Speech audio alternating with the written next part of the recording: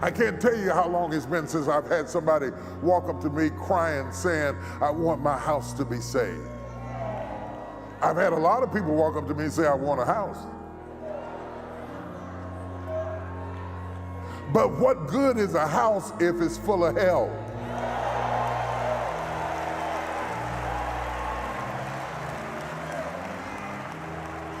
I'm a little older, but I remember a time that people would be burdened because people were going to hell.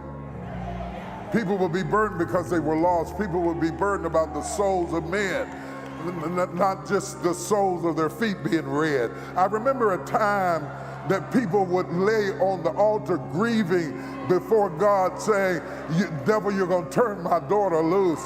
You're going to turn my son loose. I tell you what you're going to do. You're going to get out of my house. And the family got saved because one person had incredible faith. Talk to me, somebody.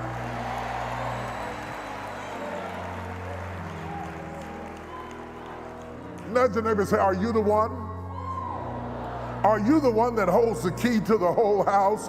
Are you the one that's going to bring the disruption that causes people to come into divine alignment? Are you the one that heard something that's going to change the outcome and the trajectory of all humanity because you believe God? Are you the kind of person that has the kind of faith that can withstand controversy and people calling you stupid and saying you look like a fool?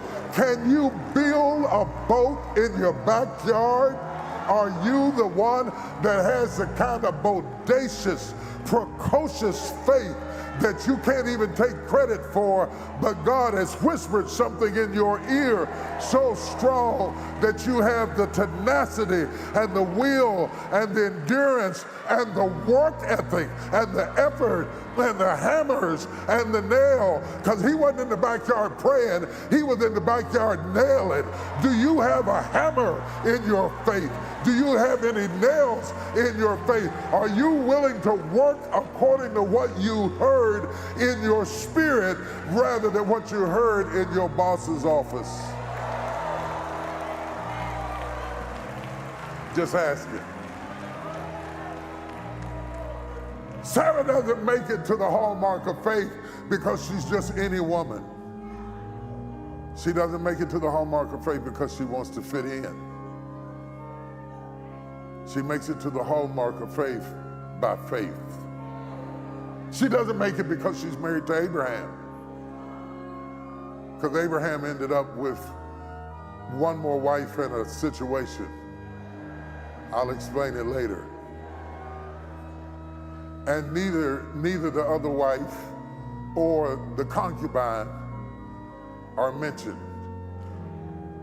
But Sarah is mentioned because she judged him faithful who had promised. Have you judged him faithful who has promised, or is he still on trial? Have you rendered a verdict and decided that God is faithful?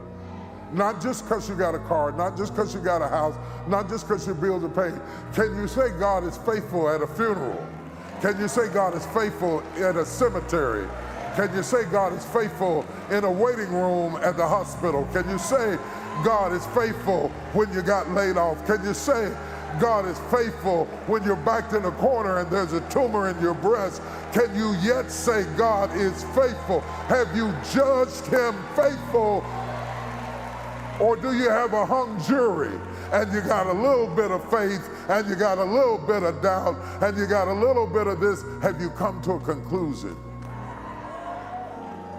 She has achieved a level of faith, and there are levels.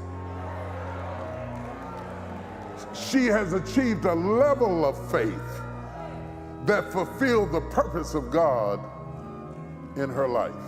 Oh, excuse me, Lord, please let me achieve a level of faith that fulfills the purpose you have for me in my life.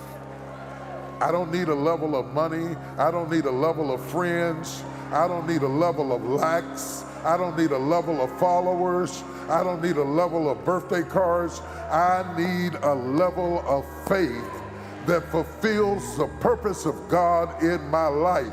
If nobody follows me on Facebook, if nobody befriends me, if nobody wants me on their page, if nobody invites me to speak, if nobody wants to do business with me, as long as I accomplish the thing that you created me to do, I will be satisfied.